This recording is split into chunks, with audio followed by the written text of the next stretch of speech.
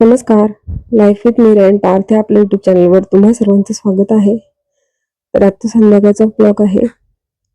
तर संध्याकाळी म्हटलं आता चहा बनवावा आणि मुलांसाठी काहीतरी खाऊ बनवायचं होतं.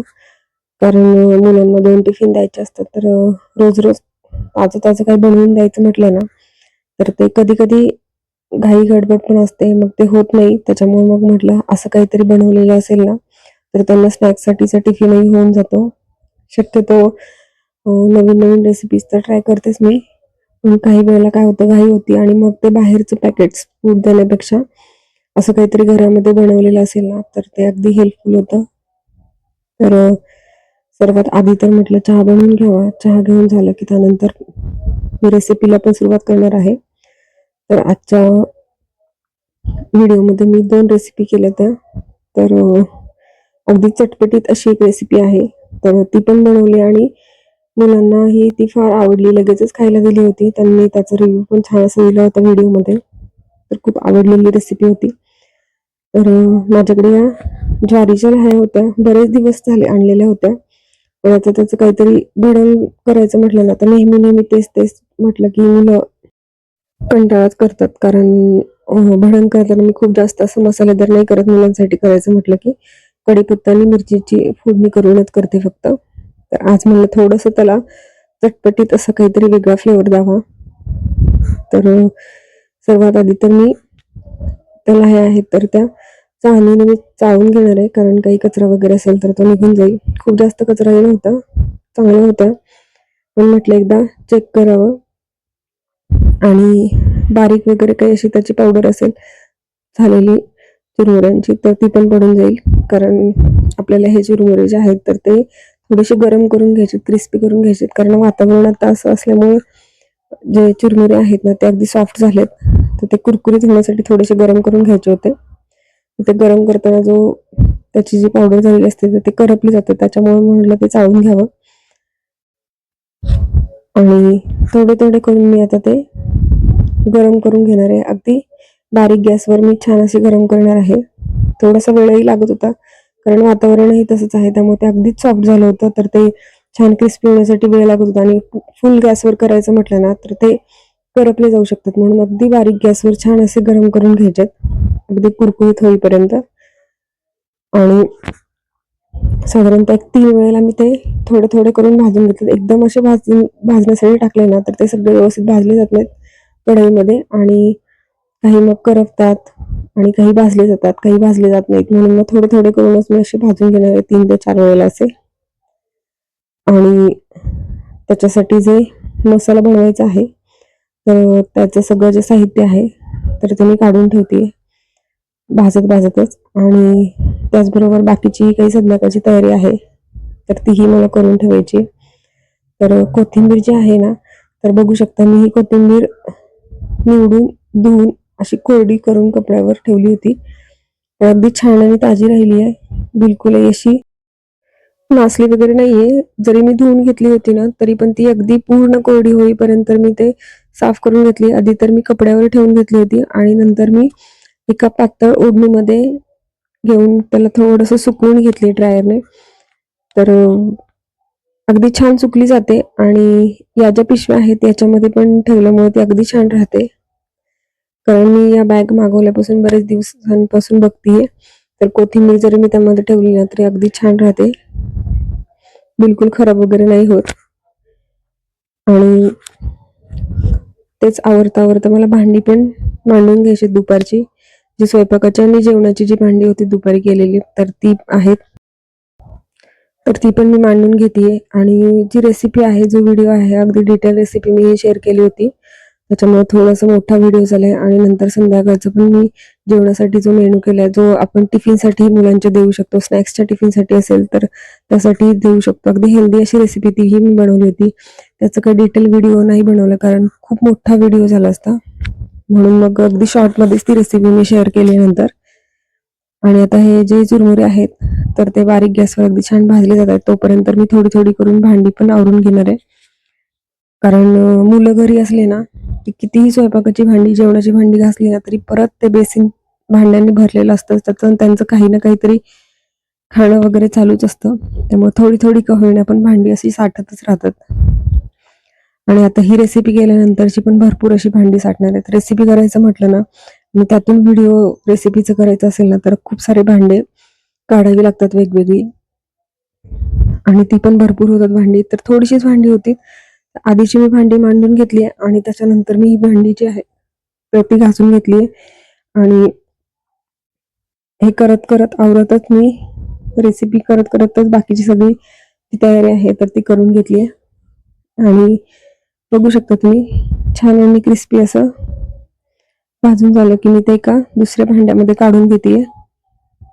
आणि त्यानंतर मला याच्यामध्ये तेल टाकून घ्यायचंय, आणि जो मसाला बनवणार आहे मी तर त्याच्यासाठी कोथिंबीर, पुदिना घेतलाय आणि कढीपत्ता. तर हे जे आहे तर हे पण छान असं तळून घेणार आहे मी. तर सगळ्यात आधी तर मला शेंगदाणे तळून घ्यायचे, त्यानंतर मी जी भाजकी डाळ आहे तर ती पण तळून घेणार आहे. ऑप्शनल आहे, तुम्हाला ज्या ज्या गोष्टी यातल्या आवडतील त्या तुम्ही टाकू शकता, पण जो मी मसाला जो बनवलेला आहे ना, कढीपत्ता वगैरे त्याचा, तर तो नक्की करा, कारण त्यामुळे खूप चटपटीत अशी भेळ होते, अतिशय टेस्टी अशी भेळ, आणि मुलांना पण फार आवडते. खूप जास्त स्पायसी तर मी नाही केलेली, अगदी थोडीशीच मिरची वापरली आहे, त्यामुळे मुलांनाही ती खायला फार आवडली. आणि मुलांना तर काय चटपटीत असेल ना तर ते अगदीच आवडतं.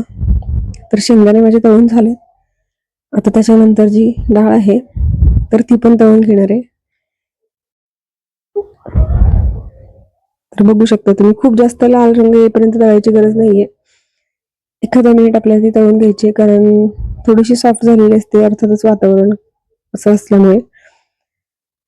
आणि हे तळून झालं की त्यानंतर मी कोथिंबीर आहे तर चिरली वगैरे नाहीये, कारण मला हे नंतर वाटून घ्यायचंय, त्यामुळे मी आहे अशीच कोथिंबीर टाकली आणि क्रिस्पी होईपर्यंत छान अशी तळून घेतलीये.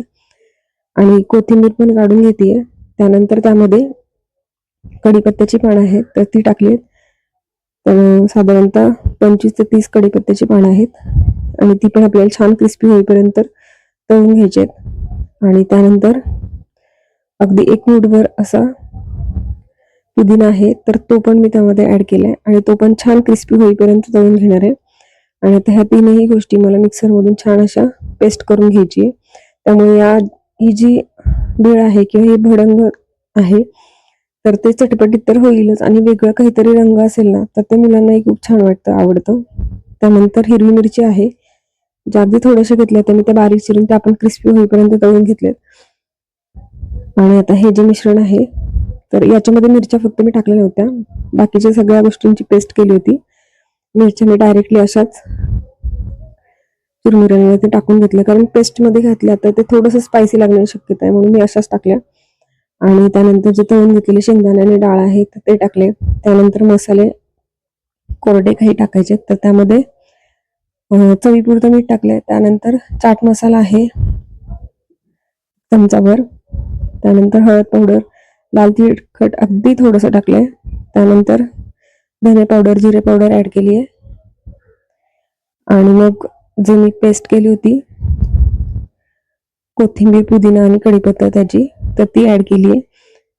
आणि सगळ्यात शेवटी मीठ आहे, काळं मीठ, त्याने पण चटपटीतपणा छान येतो कोणत्याही रेसिपीला.